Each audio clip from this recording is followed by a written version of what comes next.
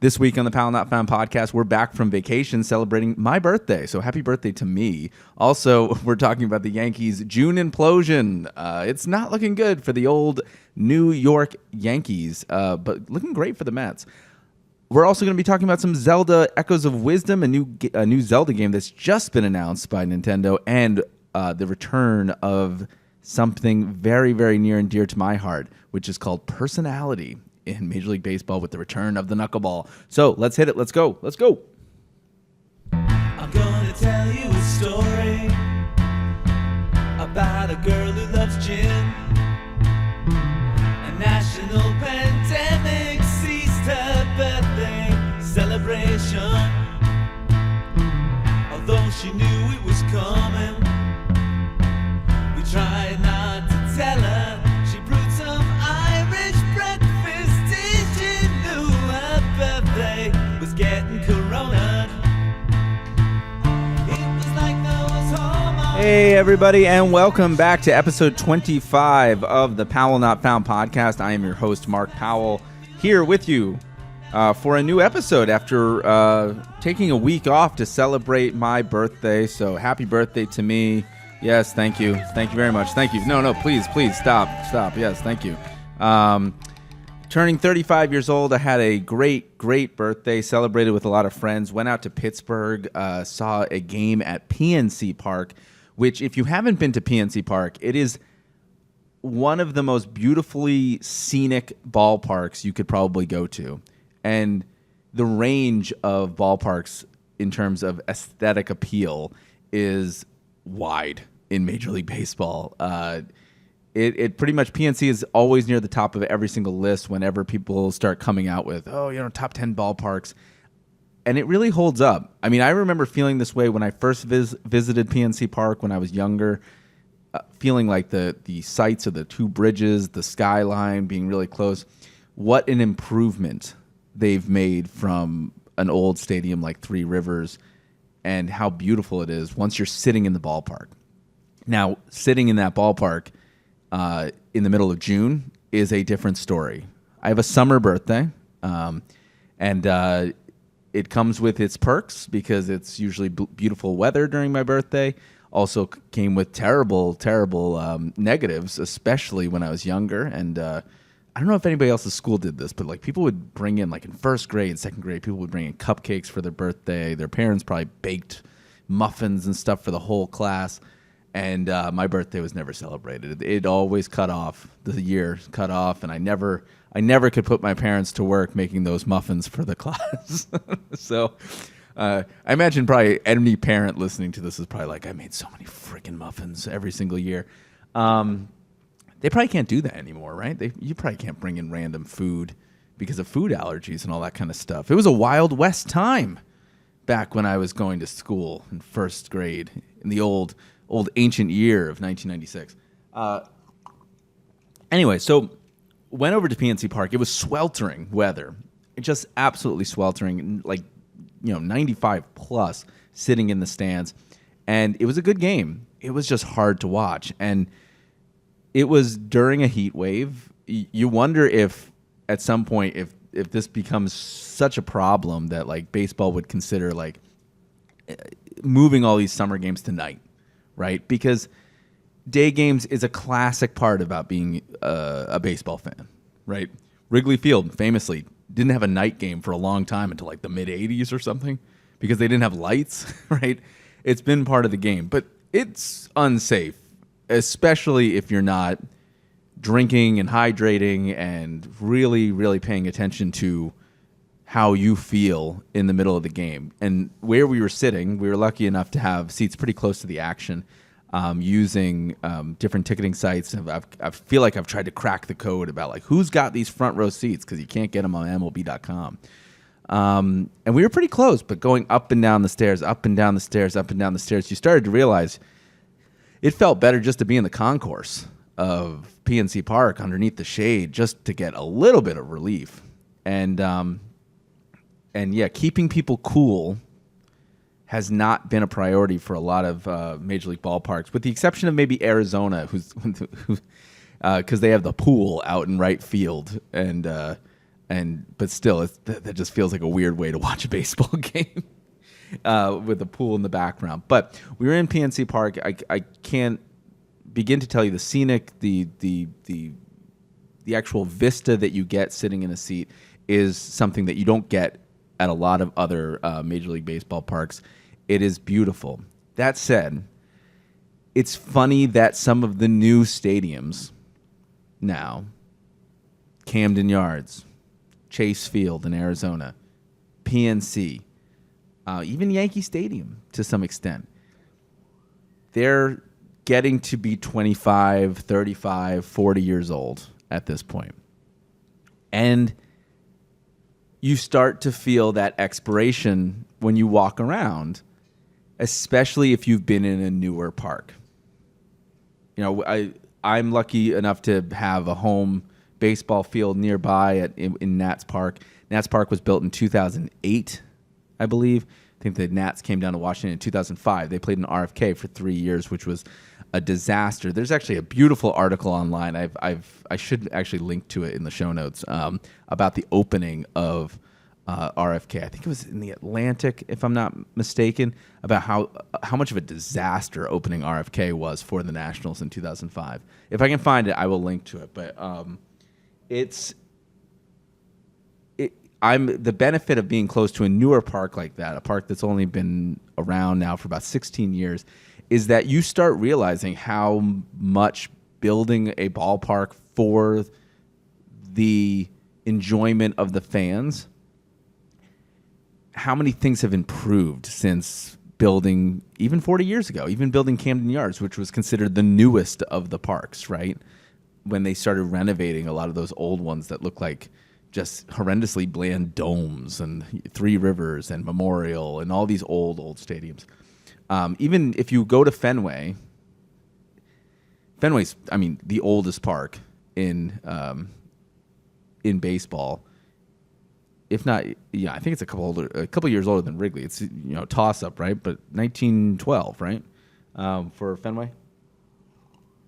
Over 100 years old. Notice that the seats don't actually point towards the action. When you actually sit in Fenway, you'll realize you have to crane your neck to see. That was one of the big changes in Camden, is that they actually angled all the seats towards the action of the game. Subtle difference, but a big improvement, right? You walk around Nats Park, if you sit anywhere, you can kind of see the concession line from wherever you're sitting. That was on purpose. That's an architectural design choice, that you can basically make a beeline to make a purchase. You're not doing that in some of those older parks, especially Fenway, where you have to go through tunnels. Now, a lot of people disagree with me on how my criticism of Fenway Park and all that kind of stuff. And being a Yankees fan, it gets even weirder because they're like, you're only saying that. Listen, I think it's amazing what they've done with Fenway Park, but you can feel the age. And going back to my point, with PNC Park, that is one of the newer parks, and you can start to feel its age. So you start thinking to yourself, how long does the stadium have to be up before you start trying to pitch for a new stadium? And the answer is probably 25 years, as by the Arizona Diamondbacks are already looking to get out of Chase Field and build something new. And that park, to me, does not feel old, but if you probably look at it with a fine-tooth comb, you'll probably start to see that age come about. Now, there are plenty of people who would say the Pirates are not in the market for an upgrade. They have an incredibly uncompetitive team. They have a really rocking fan base. I mean, that place was packed when we were there. And it was great to see, right? But it was a bobblehead day, so is that really indicative? Paul Skeens was pitching the next day. The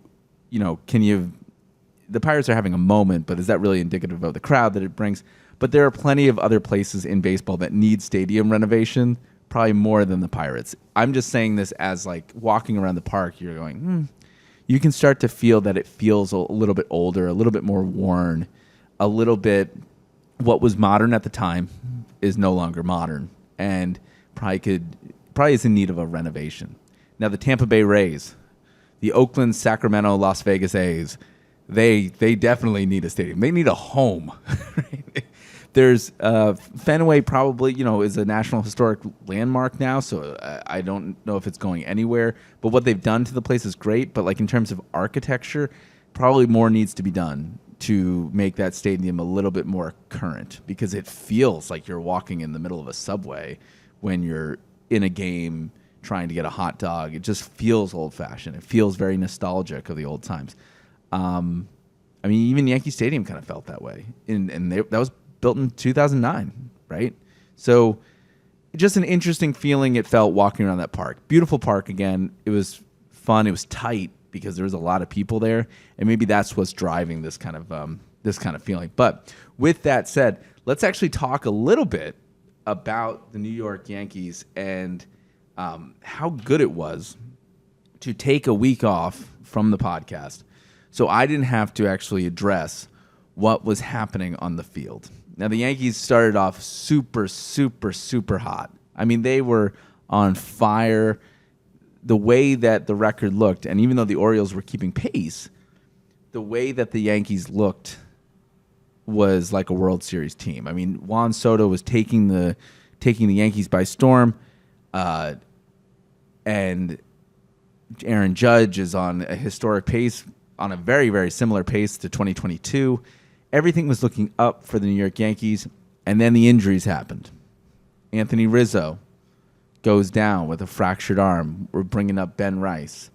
DJ LeMahieu comes back from an injury, but he doesn't look the same. Gleyber Torres just not hitting like Gleyber Torres, and that seems to be a running pattern with him every single year. And then the pitching fell apart. Luis Gil, who went through a historic start, giving up run after run after run. Carlos Rodon looks absolutely lost on the mound, and the Yankees drop a series to the Boston Red Sox. They blow a game to the Royals that they probably should have won because Clay Holmes imploded on the mound. They lost a series to the Red Sox, to the Mets. They lost many series in a row here. Let me see if I can actually get the schedule up. Yeah, they blew a game to the Royals. They lost 2 out of 3 to the Red Sox, who were not a really good team. We're not even in the picture, really. The Orioles cleaned them up. 2 out of 3 to the Orioles. Lost 2 out of 3 to the Braves. Get swept in a 2-game series by the Mets, which, by the way, sidebarring this conversation about how bad the Yankees have been in the month of June, the fact that the Major League Baseball is scheduling Yankees-Mets in the middle of a weekday doesn't make any sense. Why would you do that to people who want to see the game? Tuesday, Wednesday in New York, I'm sure they didn't hurt with ticket sales, but would it hurt you for some outside fans to put it on the weekend? I mean, that's just my little commentary. But they get swept by the Mets in kind of laugher fashions, 9-7, 12-2. The offense goes quietly. The Braves beat them 8-3 in the second game of the series. It was dismal. The Yankees ended up losing the first game to the Blue Jays and then finally exploded last night for 16 runs against the Blue Jays, and the series tied the 4-game set. So they can still lose this series as well, depending on how the rest of the month goes out. But they're currently sitting at 13-12 after a historic start. 13-12 in the month of June. They're a 500 team. And the reason I'm concerned about this a little bit is because this seems eerily similar to what happened last year in 2023 when Judge went down. When Judge went down, the Yankees became a 500 team. Right? They lost all kind of intensity. They lost all kind of spunk. They puttered into the rest of their season, and they didn't make the playoffs, and they finished 82-80. Seems like the same trajectory is happening. I mean, this lineup has formidable holes. Formidable holes. I mean, why would you even pitch to Judge? Why would you even pitch to Soto? Because what's coming up next in the cleanup spot? J.D. Davis, a man who's been released by the A's. And I'm not saying he's not capable. I'm just saying that you compare this lineup to other Yankee lineups in the past, it's just not good. It's not good. DJ LeMahieu should be protection. Gleyber Torres should be protection for Judge and Soto. They're not hitting. Gleyber got benched for not running out a ball in the Mets series. In the Braves series, and then got benched for the Mets series, I believe, right? Oh, no, excuse me, in the Mets series, and then got benched for the Mets and the Blue Jays. Like, you can't be doing this. Like, you can't expect to... the team has to go out and win every single game. I don't know what their mentality is, but you can't play with that kind of lackluster on the base paths. Gleyber seems to have broken out of it yesterday. He seems like happy Gleyber again, but like, again, do you want people on your team that can be susceptible to these ups and downs, right? I know I'm being a little bit of a fanatic Yankee fan here on the podcast, expecting them to win every single game. I don't think that's an unreasonable request, going 162-0. It's never been done, but maybe someday in the future. But listen, you need to at least acknowledge that you guys are going through something and make a deal happen, because right now, this month was probably one of the tougher months that they've had schedule-wise. They were playing good teams. They were playing the Dodgers, right? They lost 2 out of 3. The Red Sox were an under 500 team, lost 2 out of 3. The Orioles, their biggest divisional opponent, if anything, if the season goes as it goes, the Orioles are going to be the one team that they will have to break through and prove to everybody that they can win. Earlier in the year, they lost 3 out of 4 at Camden Yards, at Yankee Stadium South. That was not a good omen for the future. They come to the stadium. They lose 2 out of 3 to the same Orioles. Now they are in second place behind the Orioles by winning percentage alone. You got to prove that you can beat the team. The last 7 years, the Yankees have been so concerned about beating the Astros that they forgot that in their rear view mirror, a team like the Orioles were tanking for the last 5 years, picking up number 1 draft picks, and now are the Houston Astros. They have to prove that they can beat over 500 teams. Otherwise, you have no hope in the playoffs. I know that it's I've said many times on this podcast, and I know a lot of sports programs have said the same thing. The expanded playoffs have made the Major League Baseball season kind of unimportant, because if you can get there with a 500 record, who cares if you win the division? If anything, winning the division now seems to hurt teams because of that bye week. But you want to prove to your own mental psyche on the actual team that you can beat these teams. And if you go in with a record, what is their collective record against the Orioles right now? They're 3 out of 4, 2 out of 3. So they've lost 3, lost 2, 5. So they're 2-5. That's not good math. I can't do math on the fly when I'm ashamed of myself that I can't do this math on the fly.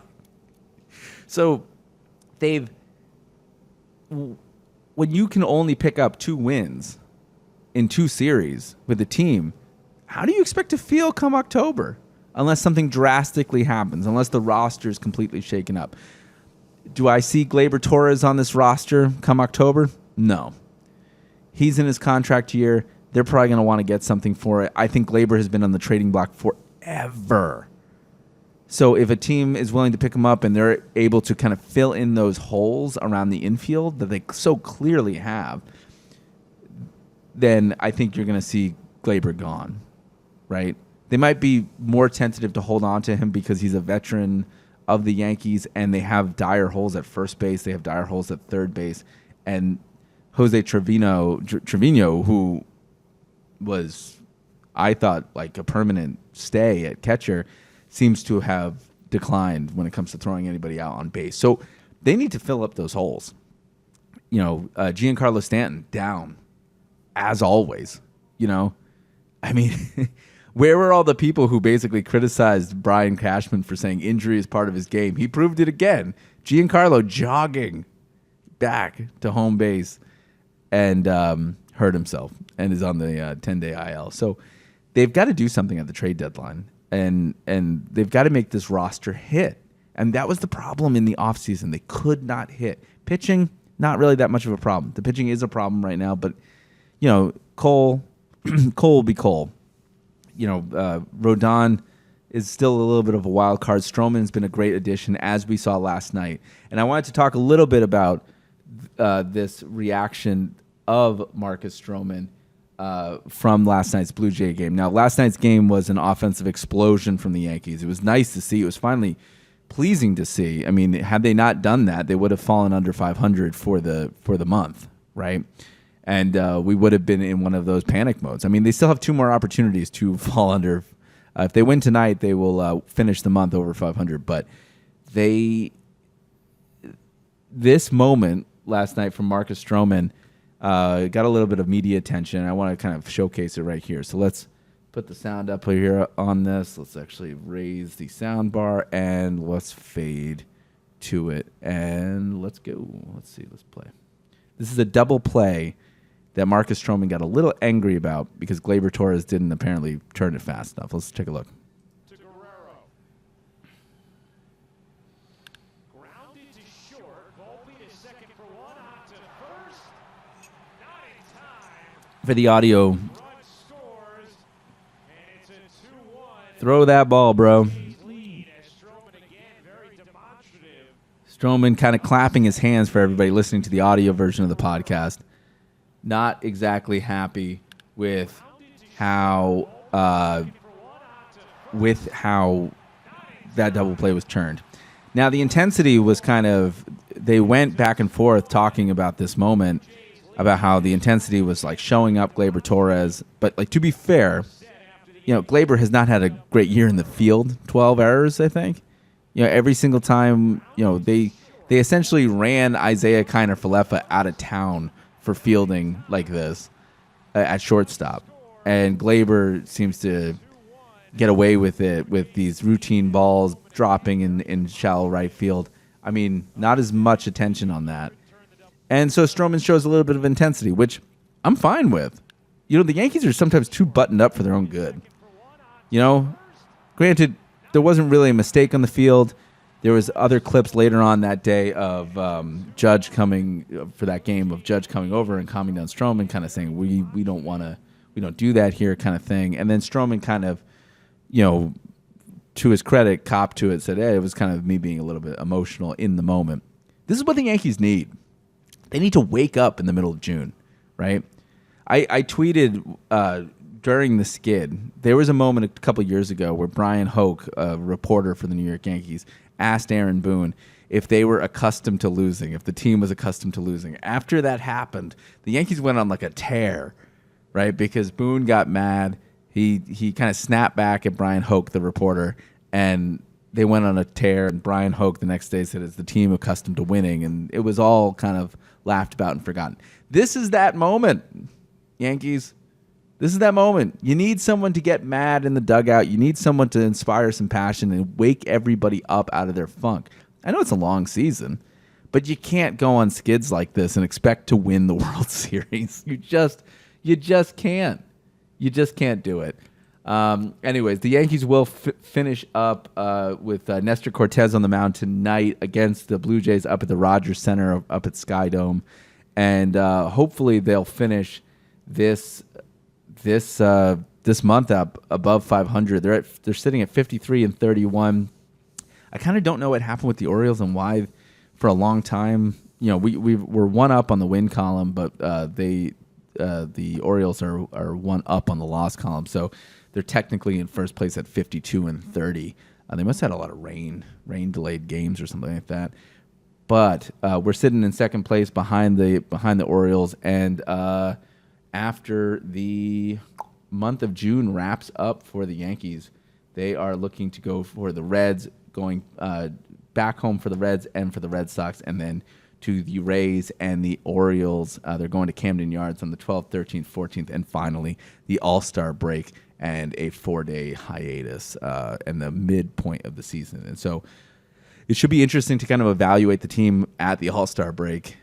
for a couple different things. For one, to see if the Yankees will be going to the trade deadline to see if anything has clicked for them, to see what the mood of the team is going to be like, and also to kind of see where Judge is going to be in the home run chase. It's been nice, especially after an injury-plagued season last year, to see Judge kind of on another home run chase. I think that was what people were looking forward to last year before he got hurt, of like, what can he one up?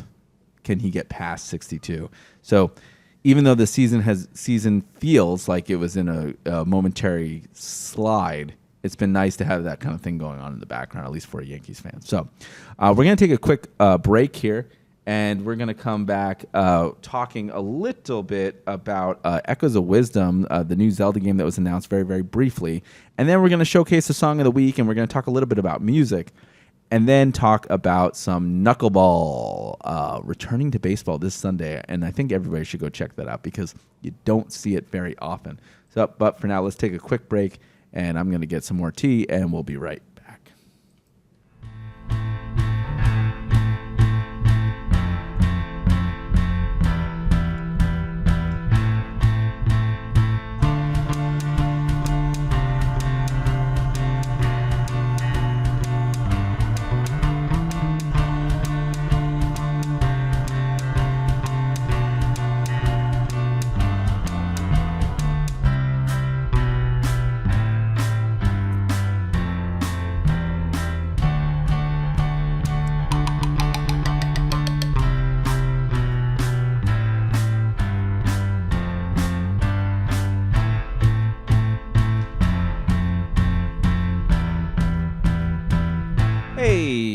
Hey, and welcome back, everybody, to the show. Again, this is the Powell Not Found Podcast, episode 25.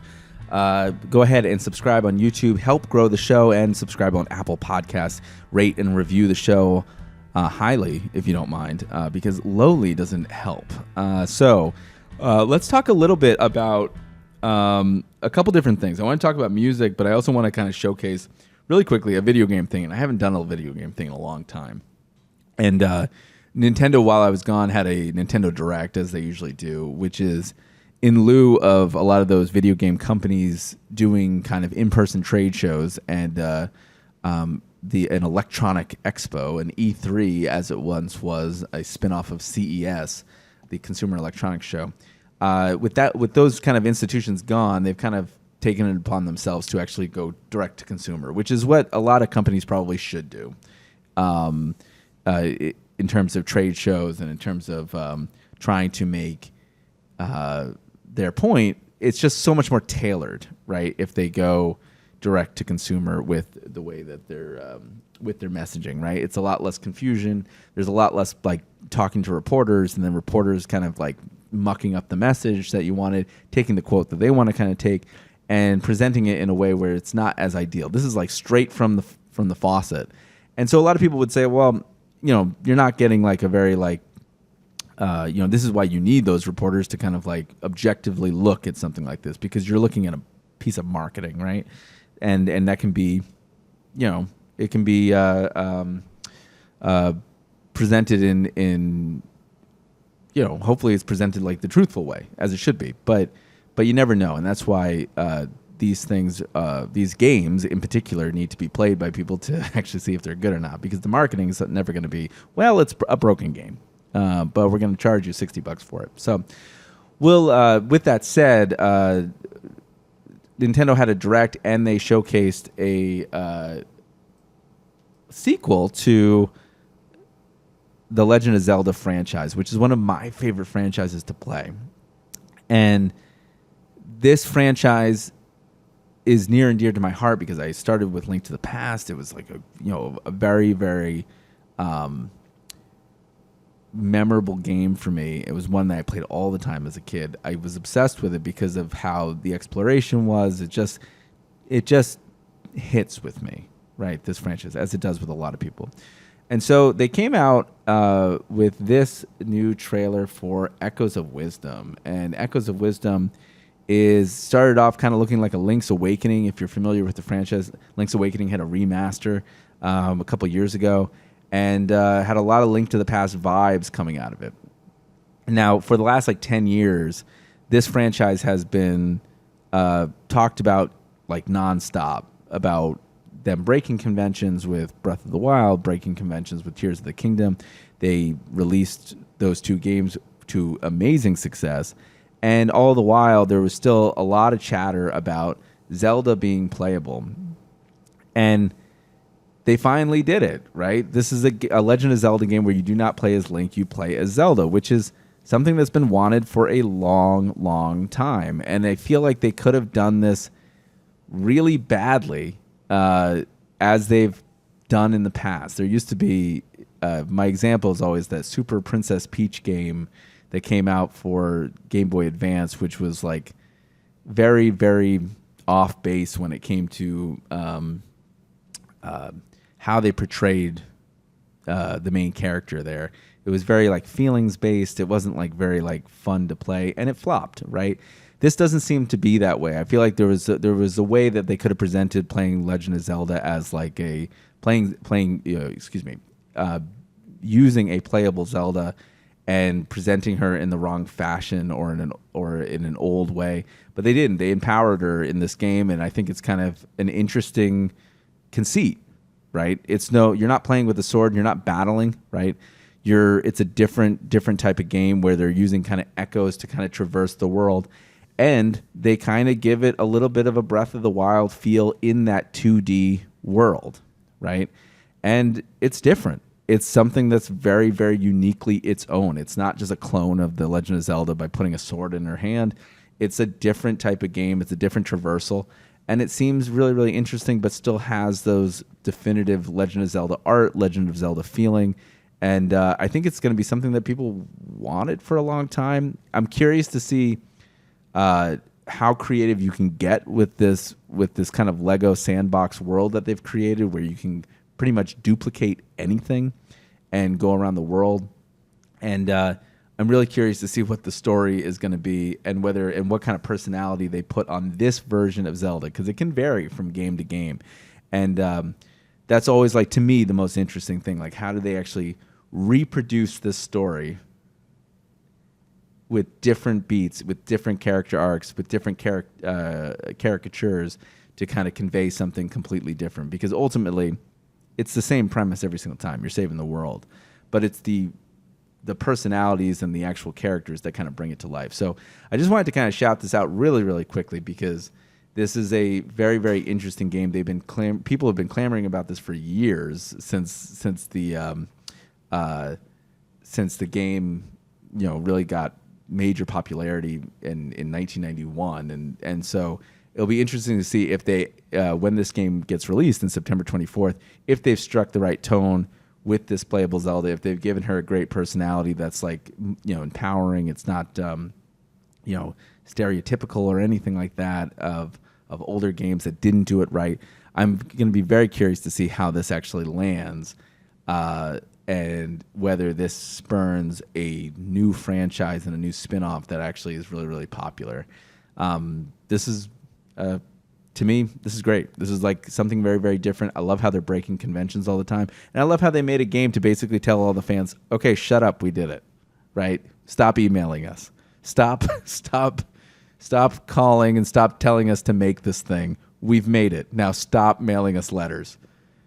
We know it's not 1991. No one sends letters anymore. So stop emailing us. Stop tweeting at us. We've done it.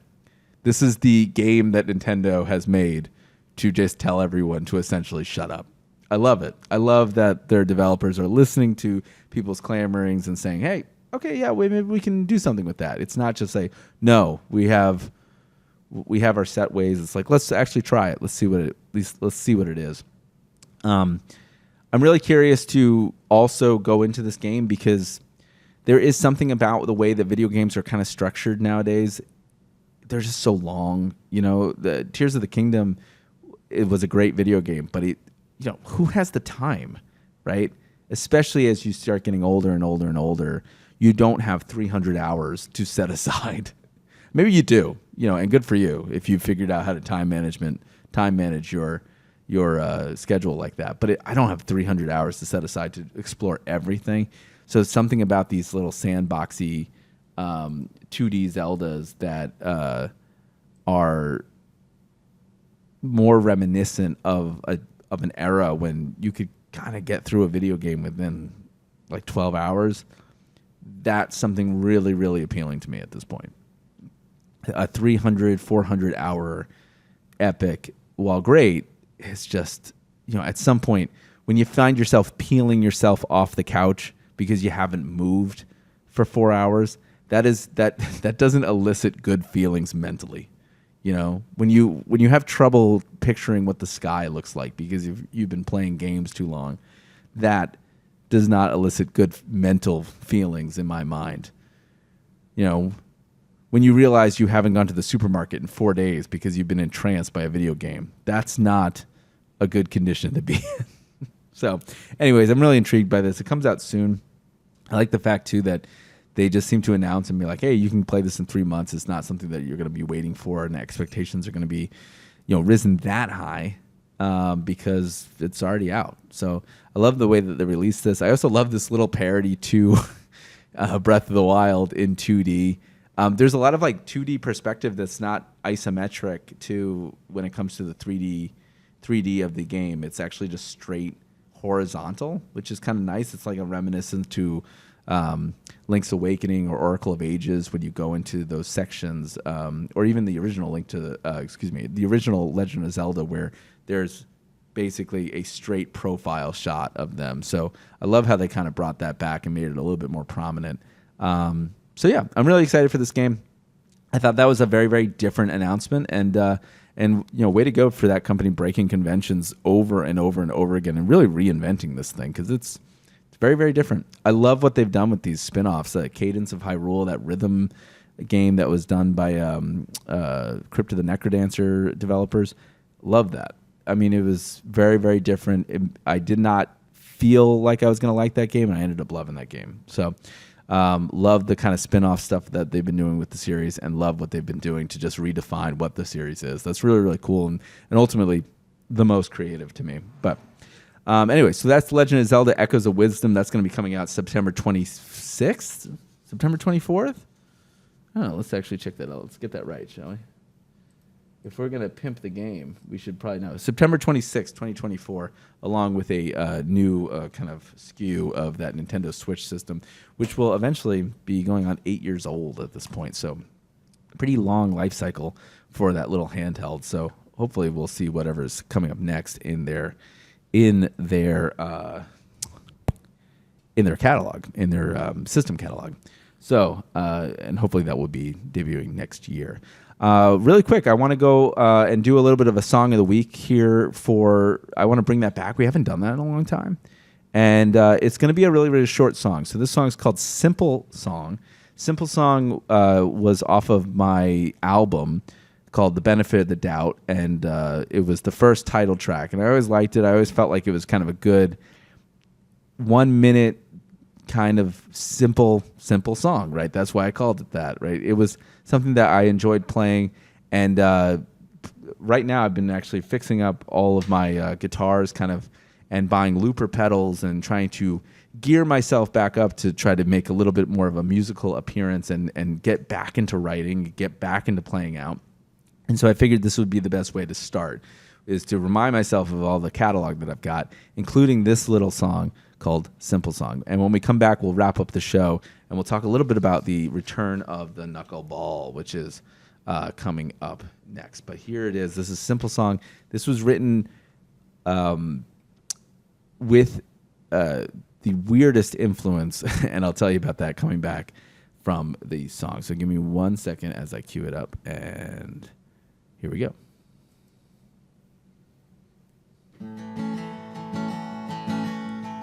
It's just a simple song today, I thought that you should know. It's just a simple song today, just before you go. Every time I get caught up. Every time I get caught up deep in your love. It's just a simple song today, to blow away the blues. It's just a simple song today, I hope you don't refuse. Every time I get caught up. Every time I get caught up, like deep in your love. It's just a simple song today that's just been on my mind. It's just a simple song today. I hope, girl, you are mine. And that is Simple Song by Powell Not Found. Again, that was off of the first track off of Benefit of the Doubt album that you can get at powellnotfound.bandcamp.com. That song, it was influenced by Her Majesty, obviously by the end of the Beatles, the end of the Abbey Road album, where you hear like a 40-second song, the Paul McCartney singing to the Queen of England. Also, it was kind of inspired by Helter Skelter, that little interlude, the do do do do do do do every time I get called up. There is a little bit of a riff in the middle of Helter Skelter that goes, da na na na na na na, Helter Skelter, da na na na na na na. And I was playing that at the time and kind of transposed it a little bit into the key of A, and then went down, and that's kind of how that song grew, from that little like kind of riff. So Helter Skelter, very different song, but it's funny how that little piece of Helter Skelter can inspire something to be a little bit more playful. And that song at the time, I really wanted that song to lead off the album, because to me that felt like a playful kind of strumming of a guitar that I do a lot when I'm just by myself, and it feels fun, and it feels kind of a little bit light and happy, and it's honestly a song with like no meaning attached. It's just fun to play, and it's not a nice chord progression. It's simple, and it's just easy, and it's free flowing, and I hope you guys enjoyed it. But again, that's Simple Song by Powell Not Found, and you can get that at powellnotfound.bandcamp.com. So before we go, and I know we've talked a lot about the Yankees, and we've talked a lot about The Legend of Zelda video games, which is not everyone's cup of tea. But I wanted to highlight this article from The Athletic, which I don't know if got a lot of play, to be honest. But this is, let me see if I can actually make this a little bit smaller. This is an article by Dennis Lin at The Athletic, and it's talking about this Sunday how Matt Waldron, a starting pitcher that debuted last year for the Padres, is making his debut at Fenway. So I can probably hear a lot of you saying, so what? Who cares? And the reason that this might be a game to tune into this week is because this man throws the knuckleball. And the knuckleball is, to me, and it says so in the article even, an endangered art form. There was Tim Wakefield, there was R.A. Dickey, there was a few others that would throw it. But Tim Wakefield, who recently died this year, and the late Tim Wakefield, I grew up watching. As a Yankee fan who grew up in New England, I watched a lot of Boston Red Sox baseball. I watched a lot of Nesson. I watched a lot of Don Arcillo, Jerry Remy. I listened to a lot of WEEI with Joe Castiglione, right? And I would desperately try to get in the Yankee game, an 880. When nights were clear on the AM radio, you could get the Yankee game. When you couldn't, I was like, well, I got to listen to the Red Sox. Got to listen to something, right, when you're playing baseball. And when you're trying to be a baseball player, you want to watch a lot of baseball. So I grew up with players like David Ortiz and Manny Ramirez and Nomar Garciaparra and Mo Vaughn, right, Trot Nixon. Those were my players on the Red Sox at the time, right? A little bit later, Edgar Renteria, when he came and played short after they dumped Nomar to the Cubs. But Tim Wakefield was always a pitcher that I respected and admired and thought was really cool. There was something fun about seeing his pitch work on a level that it did. Now, the funny thing is, I just came from PNC Park, and we bookended this show kind of on purpose because Tim Wakefield played for the Pirates for a long time, and he really gained notoriety when he went over to the Red Sox, and he played there for years. And Tim Wakefield could baffle a man with his knuckleball. And a lot of people would say, well, maybe this is just legend. No, go back and look. I mean, they even say in this article that Tim Wakefield relished making batters look stupid. And you can kind of see the remnants of that happening with current Major League Baseball. Like when it becomes like a laugher, when it becomes a blowout, when when it's 21-2 and they have that position player on the field throwing an ephus pitch at 40 miles per hour, you'd think that's the easiest thing to hit as a Major League Baseball player, and you see players whiff through it, right? Now imagine this ephus pitch wobbling like wobbling like crazy coming towards the plate. You'd see players just completely baffled. Tim Wakefield was an expert at this. Tim Wakefield, unfortunately, is also the other star of the 2003 Yankees World Series championship walk-off. Because in the 13th, whatever inning it was, 12th inning, 13th inning, Tim Wakefield throws a knuckleball to Aaron Boone, and it hung, and the rest was history. But Tim Wakefield was way more than that pitch. He was a great starting pitcher. This article kind of goes on to kind of give a little bit more of an expose of how nice Tim Wakefield was as a person. But as a pitcher, he inspired me because I started throwing the knuckleball as well when I was younger. And to be fair, I've thrown the knuckleball so many times that now the only way I can throw a baseball, because I kind of lost my command as I got older, is to throw the knuckleball. I throw it to my nephew, I throw it to my brother-in-law, I throw it to my father, I throw it everywhere, right? Am I as good as Matt Waldron? Probably not. But it's something that's kind of stuck with me and made, I'm always interested in seeing a knuckleball pitcher kind of come through the league because it's so different. It's emblematic of a time when baseball seemed to have personality, right? And so much of baseball, and not to be cynical, but so much of baseball is literally the same archetype, the same character type over and over and over again. You're 6'4", completely built, like robotic machine who hits home runs, or your Major League Baseball player who throws 98, right?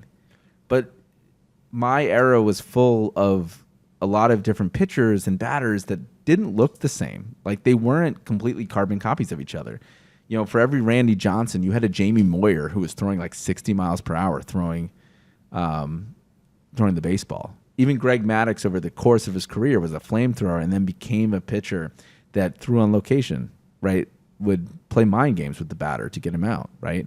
For every player that looked like Jason Giambi, you had a Tony Gwynn, who didn't look like who looked like basically your best friend's dad, didn't look like a baseball player. And for every person who was, for every Aaron Judge, you had a David Eckstein, who was, I believe his official Major League height is 2'3", right? Don't check me on that. But this is why I think everybody should tune in to Sunday's game with the Red Sox and the Padres, because you don't get to see the knuckleball very much in Major League Baseball. In fact, I would implore baseball to be more creative in how they scout and try to find characters that are like this. I mean, Moneyball, no matter how fictional that movie might have been, they highlighted a relief pitcher called Chad Bradford who threw like submarines, right? Like a submarine throws, like a really underhand delivery, almost scraped the mound on the way back. That was what baseball was like in the 90s. It was fun to watch, right? Now, I agree, they've done a lot of improvements to the game. They sped it up, right? They've made it more interesting. But you should check this game out, because if you get to see the knuckleball actually in a Major League Baseball game, something's fun's about to happen. You'll see batters just completely baffled by the wackiness of the pitch. I hope that they have more knuckleballers coming through, because you'd hate to see this part of the game just disappear a little bit. So with that said, Matt Waldron pitching for the Padres. They're going into Fenway Park. They outline in this article about how Tim Wakefield was actually kind of a mentor. So it's a full circle mentor to him. So it's a full circle moment for Waldron. So go check this article out on the Athletic. I thought it was very, very interesting. And as a knuckleballer myself, I thought that it was a fun read. But that's going to do it for the podcast this week. We'll be back next week. It's good to be back in the saddle. I know it might have been a little bit rusty coming back for episode 25, but next week I guarantee there will be an episode 26, and we'll be talking about things that are a little bit different than this week because time has passed. So, all right, yeah, that's gonna do it. Again, I'm Mark Powell. This is the host of the. I am rusty. This is Mark Powell. I'm the host of the Powell Not Found podcast, back from vacation, and we'll see you next week. As always, why would it be any different? Bye. I missed the cue. Look at that. Boom. Go. There you go. Bye, guys. Stop us from singing today. One too many lonely days till we can see you again. She tries to shake it off. She's losing track of